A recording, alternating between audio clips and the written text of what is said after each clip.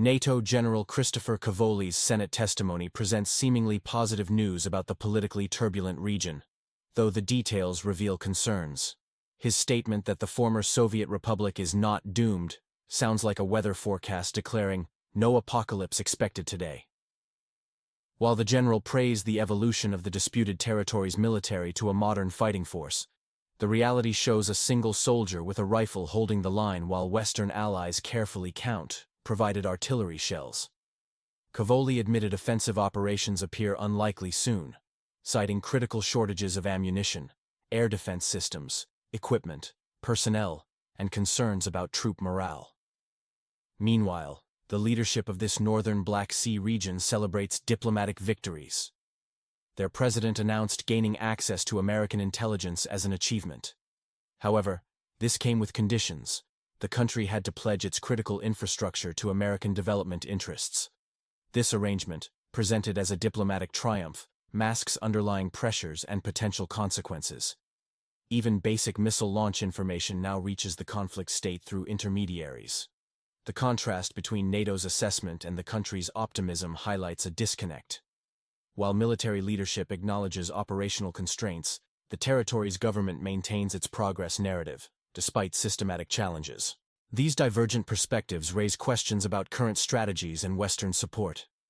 As resources dwindle and diplomatic pressures mount, the gap between official statements and ground realities widens.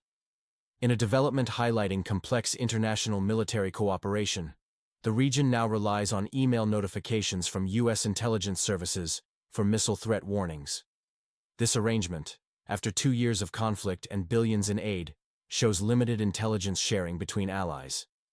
Despite limitations, officials attempt to frame this as a diplomatic victory, claiming partial access to U.S. intelligence represents progress. However, this optimistic view contrasts with recent developments.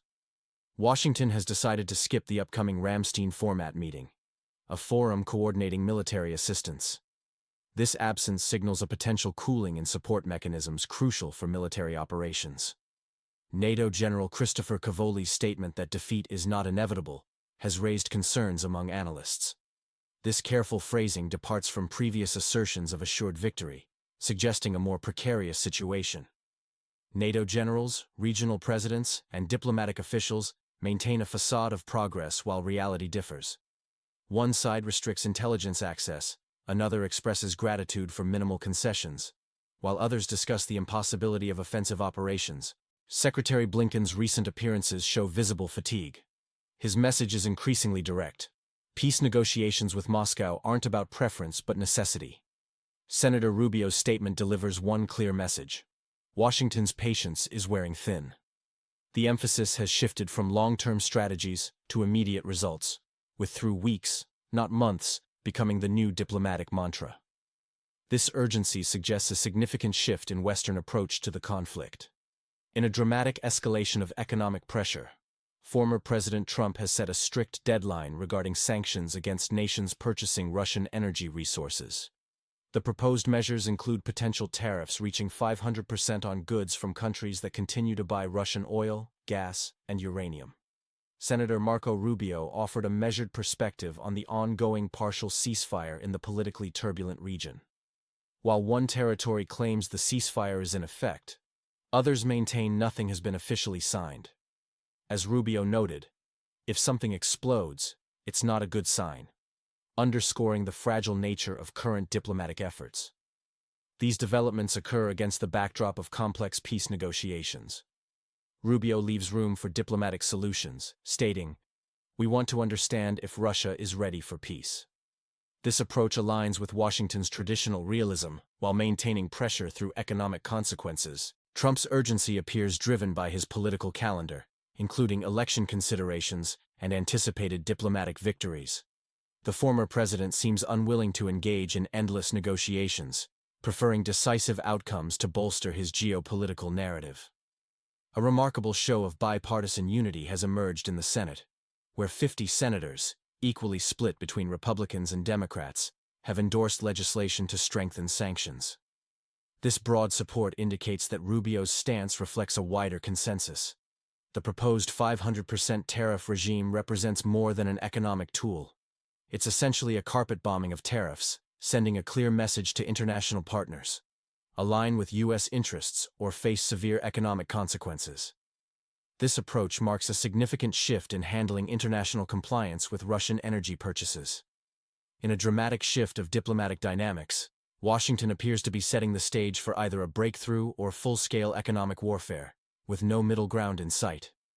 The Pentagon's Timeline project carries a spring deadline for the Kremlin to demonstrate diplomatic progress, or face severe consequences including tariffs and aggressive economic measures. The world seems to be placed on a timer, and it's ticking louder by the day, remarks senior defense analyst Robert Mitchell. While global markets anxiously monitor Trump's expressions for signs of impending war or economic storm, Brussels hosts what some cynically call the peacekeeping rhetoric club. At NATO meetings, despite American absence from the Ramstein format, officials maintain their supportive stance. The bar is open, the kitchen is running, and support remains on the menu, just without unnecessary noise, stated one NATO representative. NATO Secretary General Marco Rubio rushed to reassure audiences that the U.S. remains engaged. He emphasized America's position as the alliance's backbone while addressing the status of the politically turbulent region. The former Soviet republic's NATO aspirations remain in a peculiar state, promised but perpetually pending, like a turnstile that only works in one direction. Classic Western diplomacy, notes political analyst Sarah Henderson. The promise of membership has been dangling for over a decade. The country at a crossroads is supposedly closer than ever, yet simultaneously nowhere near actual membership.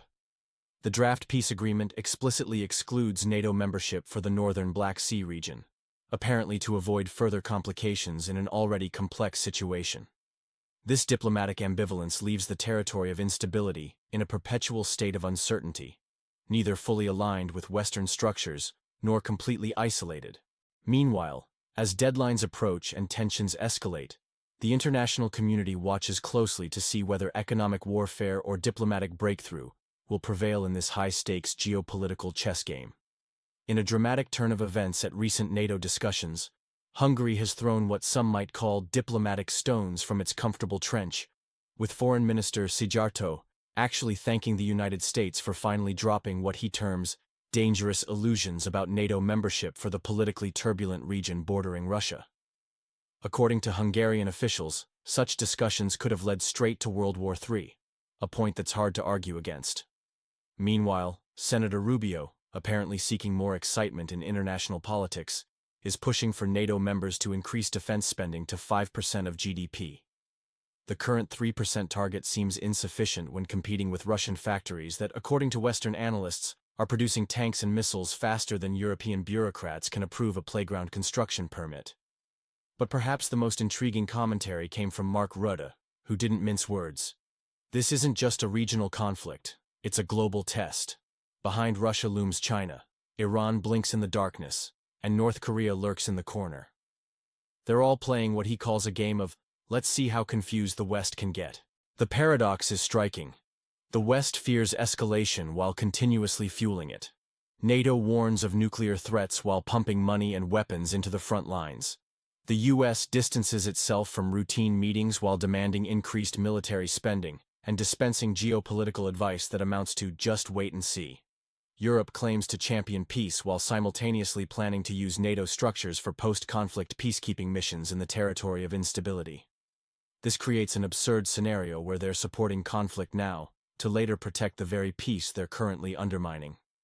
Xi Jinping, according to Rubio, watches this situation with the face of an experienced chess player, curious to see whether the queen or pawn will be sacrificed first. In what appears to be a diplomatic dance of unprecedented complexity, NATO's relationship with the politically turbulent region continues to evolve in unexpected ways. Today, we're examining the web of international relations keeping analysts busy and politicians cautious. The United States maintains its NATO commitment on paper, but practical involvement follows a wave-like pattern. Meanwhile, the country at a crossroads inches closer to NATO, but not close enough to derail ongoing negotiations. While membership isn't officially on the table, promises linger. Peace remains the stated goal, but it's orchestrated by those who recently pushed through new tariffs, reduced aid packages, and shifted focus toward China. Europe finds itself in a catch-22, balancing between showing support and avoiding deep entanglement in the conflict. Here's where it gets interesting. If the former Soviet Republic is getting closer to NATO, but membership isn't being discussed, who's really approaching what? Is the northern Black Sea region moving toward NATO, or is NATO quietly preparing its exit strategy? While headlines trumpet imminent peace, requiring only minor details to be resolved, such as borders, armies, security guarantees, and nuclear facilities, a deeper look reveals a familiar pattern. Behind careful optimism lies the same performance, just with updated dialogue. Secretary Rubio's assurance that Washington won't cross any red lines protecting the disputed territory's interests sounds generous. But these lines have become so numerous they could fill a Picasso painting. Intersecting, overlapping, with nobody remembering who drew what and when. Moscow, through Peskov's statements, maintains cautious optimism. Diplomatic speak for, "We're talking as long as they're listening." He dismisses media fake news about Trump avoiding Putin, insisting everything proceeds as planned, with many nuances that often overshadow the main plot. In a significant diplomatic development, Putin's envoy Dmitriev is in Washington as a shadow negotiator for those maintaining official silence. He reported meaningful progress without details, but indicated the Kremlin might consider security guarantees for the region, provided it stays outside NATO, which remains a non-negotiable point. The leader of the disputed territory between Russia and the West has reached a pivotal realization. A flawed peace might be preferable to endless warfare. In an unprecedented shift, he suggested territorial issues could be addressed diplomatically, not surrender or recognition, but a form of deferred diplomacy for future resolution. While this represents a retreat from previous positions, it's being presented as tactical. However, the country has drawn firm red lines. Most notably, their military forces will never be reduced. The army has become a sacred national symbol. Their leaders stated that troop numbers would remain at current levels, triple pre-conflict numbers. Any reduction would be seen as an assault on state security. In essence, peace is possible, but they'll keep their weapons. While the West practices restraint, the former Soviet Republic asserts independence, and Russia maintains its everything according to plan stance. British and French officials have criticized Putin, with a British minister suggesting he could agree to an immediate ceasefire, while his French counterpart noted Putin's reluctance. Yet this diplomatic process features many accusations but few concrete proposals. The Zaporizhzhia nuclear power plant remains contentious. Russia's foreign ministry has taken an uncompromising stance, declaring, "The power plant is under Moscow's control, period." They've rejected any notion of joint management with their Western neighbor or the US. This atomic-powered real estate isn't up for negotiation. In today's breaking news, we're focusing on a significant development in international relations that many mainstream outlets are sidestepping. The United States has decided to skip the upcoming Ramstein meeting, a pivotal defense coordination forum. While officials cite scheduling conflicts, this move signals deeper implications in Washington's relationship with its Eastern European ally. There's speculation about America's fatigue from being the primary financial supporter of a seemingly endless conflict. Peace talks appear on the horizon, yet all parties maintain rigid positions, each waiting for others to yield first. The region refuses to acknowledge territorial losses, while Russia maintains control of nuclear facilities. The United States makes promises without direct involvement, and European nations demand increased defense spending. The territory between East and West finds itself at a diplomatic crossroads. The former Soviet Republic's leadership continues complex negotiations while maintaining sovereignty. The country faces pressure from multiple directions, with each stakeholder pursuing their agenda. Despite talk of progress, the only consensus is that negotiations must continue, regardless of immediate results. In today's geopolitical landscape, the appearance of pursuing peace has become valuable political currency. The diplomatic dance continues while fundamental positions remain unchanged. The northern Black Sea region demands territorial integrity, while Moscow shows no compromise regarding strategic assets. European capitals balance security concerns with economic realities. This situation highlights the growing importance of diplomatic theater, where process becomes as significant as outcomes. As we monitor these developments, the path to resolution remains challenging. Experts suggest this diplomatic stalemate could persist, with parties maintaining the appearance of progress, while fundamental disagreements remain unresolved.